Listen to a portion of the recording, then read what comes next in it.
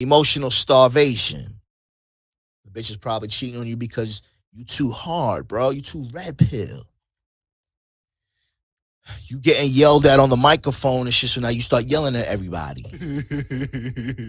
You call into shows for help and shit, but you getting yelled at, so now you think that it's comfortable and it's the green light for you to yell at everybody. You too fucking hard. You know what I'm saying? You're not supposed to show any type of emotion. You're not supposed to do nothing. You're supposed to just be that nigga that's just hard and shit. You ain't got no daddy. Your single mom's a hoe.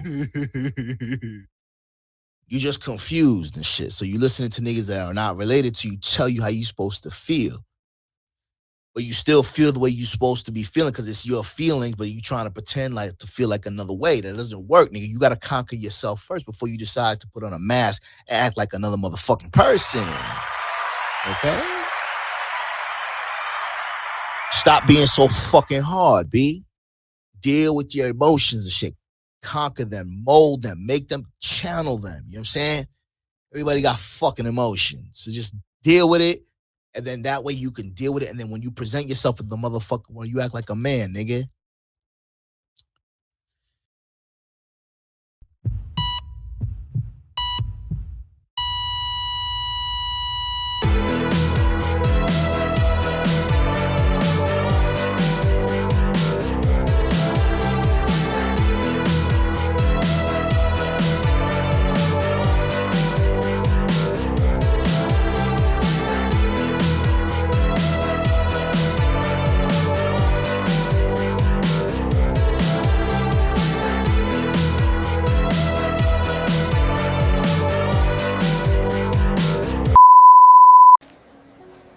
So who's gonna fold first?